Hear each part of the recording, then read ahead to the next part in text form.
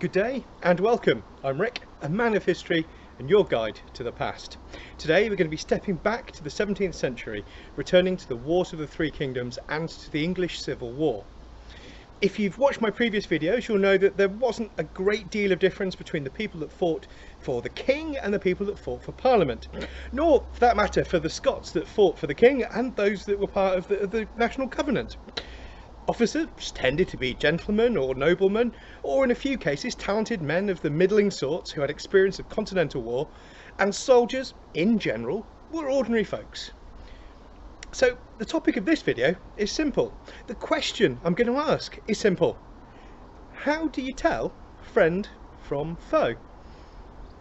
Well, at first glance, at least the answer appears to be with great difficulty. If everyone is broadly the same class and wealth, if everyone is dressed roughly the same, is armed and armoured, at least ideally in the same manner, without any real adherence to uniformity within and between the sides, it's just very difficult, isn't it? Join me, if you will, in a quick aside. Some of my experience of battle, or at least the sense I get of how battle might have been in the past, comes from the reenactment field. A friend of mine told me a story which directly relates to the reenactment field, but also to today's topic. Her father was part of a regiment of the Civil War which wore red, a very common colour. He's also somewhat short-sighted and wears glasses, just as I do. After becoming a casualty, he fell to the ground. Then, as an early part of the fight, he recovered and joined the back of his regiment when it was close. He joined his regiment only to be asked, "Are you not a royalist?" The red-coated regiment he formed up as part of was actually a parliamentarian one. He joined the wrong side. In the confusion of battle, amongst distracting bangs, horses, the fog of gunsmoke, he'd gotten turned around and couldn't tell who was his friend and who was his enemy. So he spent the rest of the battle as a parliamentarian musketeer shooting at his own side. And if it can happen on the reenactment field with a relatively small number of people who were very familiar with each other, within a small geographical area, the area of combat is generally very restricted in a reenactment compared to an actual fight, even an actual skirmish, it seems to me implausible that similar confusion, similar things would not have happened 400 years ago. At least in terms of people getting turned around and unsure of who was their friend, who was their enemy, and who it was that they'd shared a meal with yesterday. Anyway, so with confused reenactors and with gentlemen officers providing their own clothes, and the same is true for many local and garrison troops, and for volunteers, and with non-uniform uniforms, how did soldiers tell friend from foe? Let's speak to somebody more in the know. Good day to you. These uncertain times can be confusing.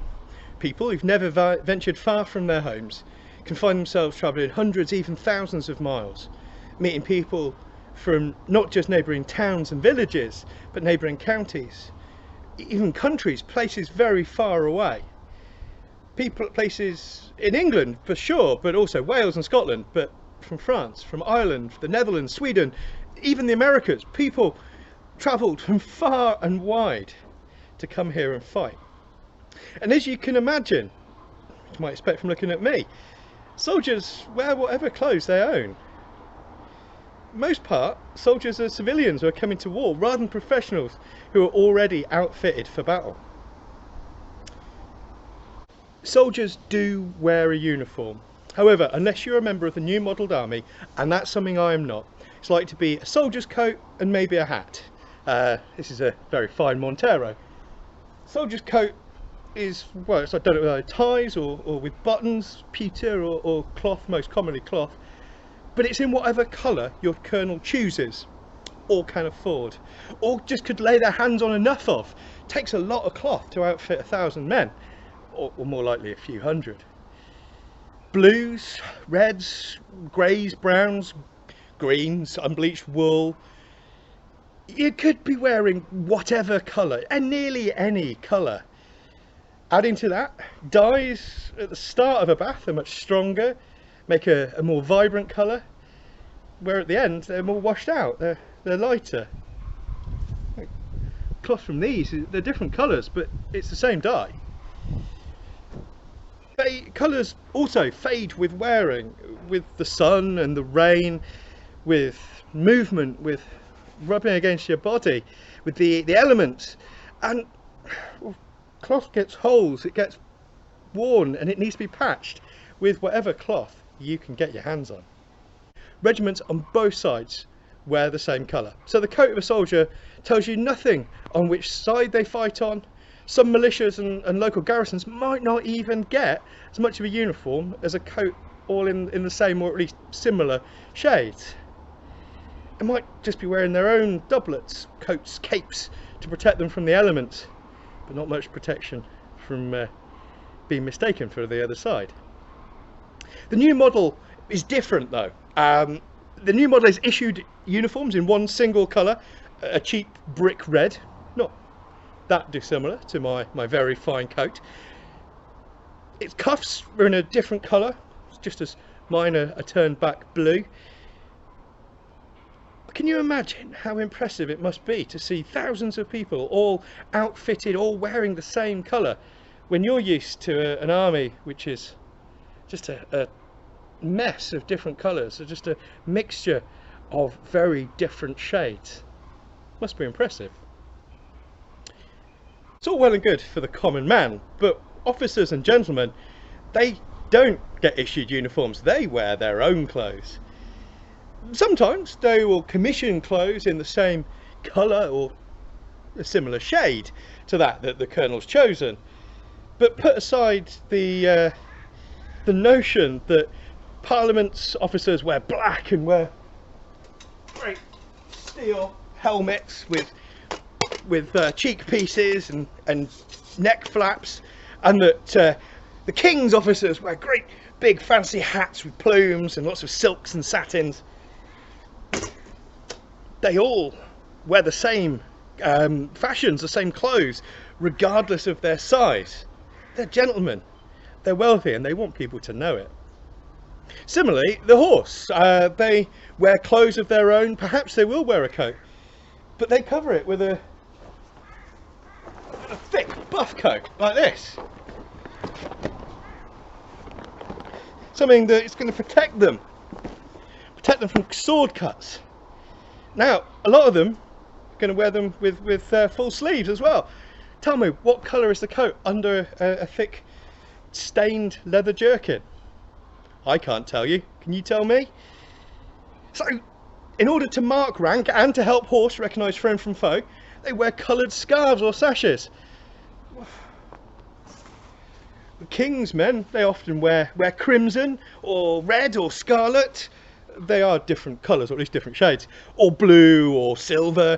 And Parliament, they often wear the army's colour, the colour associated with their general, their commanding officer. That's a dark tawny orange for the Army of the Eastern Association, but they could be wearing pretty much any colour. They might be wearing yellow, or burnt orange, or a nice royalist red, or a silver blue, or a tawny orange, or black, or white, or green, or purple. It could be whatever colour is chosen for them, or that they choose for themselves. There's no really uniformity even within a field army. One thing is true though, regardless of side, regiments are marked not just by their officers and their soldiers, but they're marked by their flags, sometimes called colours or guidons. These are a focal point, a point of honour, something to inspire people to fight, and to fight with each other. They also let you know where you're supposed to be. You've got to form on your colour, form on your flag. There's a lot of glory in capturing one as well. So it's a dangerous job to be an ensign. That's the officer that carries one. You need to be strong, not just to protect yourself, but to wave the flags with a snap and a flourish. About 6 feet is square, sort of 6 by 6.5 feet. That's massive. They're of silk, painted or embroidered with designs, so they're heavy to carry and even heavier to swing around through the air, particularly if there's a lot of wind. The problem with flags, with colours, is not just that you need to recognise yours, but that you're unlikely to recognise the others, even in your own army, unless you're very familiar with them. So at the start of this terrible conflict, at least, company commanders, and in some cases colonels, chose the design that they were going to use to inspire men to fight. And they might choose almost anything. There's a lot of them are based on a gentleman's coat of arms, or the great deeds, or a boast of the great deeds that the regiment's going to do, or an insult to the enemy. They're going to give you motivation to fight, tell you the reasons for this fight, that it is the law over the king's will. Later in the war, though, a system was developed, so at least in many regiments, in some regiments, flags have a regimental system. They all have the same colour background, and they have increasing numbers of designs to let you know whether it's the Colonel's Company, or the 1st Captain's Company, or the 4th Captain's Company, or what have you. I can tell you more about those if you're interested. However, can you tell the difference between a red dragon on a green field, or a green unicorn that's goring the Pope on a red field at 200 yards through the gun smoke? Because I'm not sure I can. So how else do you deal with it? Because if soldiers look like civilians but wear a coat in a colour chosen by their colonel, unless they've got armour over the top of it, and regardless, the regiments on both sides might be wearing the same colour, and if officers wear their finest, or possibly even more fancy armour, with sashes and flags and an assortment of colours and tones and shades, all of which though might be shared by both sides, or all side or no side, how do you prevent that confusion on the battlefield? Well, one way is using field signs, or passwords and field words. Field signs are something everyone in an army would wear. You might have a piece of white cloth tacked in your hat, or something green tied to your arm. Passwords and field words are exactly what you think they are. It's a short phrase you can call to identify yourself, and ideally one you can use as a battle cry. A perfect pair of solutions. Except, not really perfect. Firstly, you can remove the field sign, or copy it if things are going badly, and hearing and repeating shouted words is far from hard. Sir Thomas Fairfax, you might know him as the commander of the new model, the most important general, the most important officer in the Army of Parliament. He avoided being captured at the Battle of Marston Moor in 1644 because he removed his field sign from his hat, and that confused the Royalist army there. They weren't sure if they were on his side or the other side, even though he's one of the most famous people in the kingdom. Worse still was the Battle of Cheriton, same year, 1644.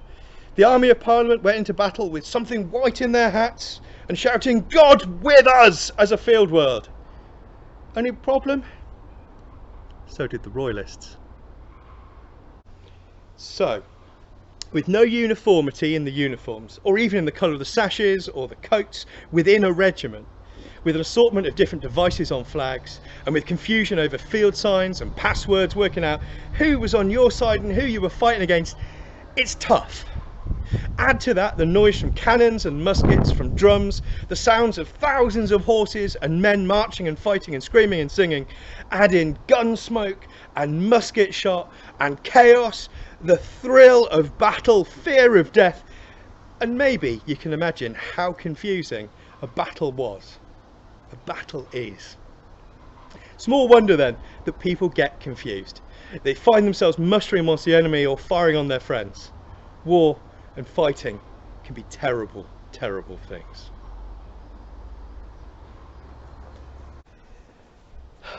Well, it seems as if the battlefields of the Wars of the Three Kingdoms were confusing places.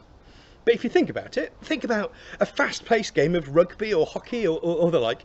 It can be easy to get turned around and to give the ball to somebody who's on the other team, to even with very different colours, with different actual uniforms, to get confused as to who's on your side and who isn't.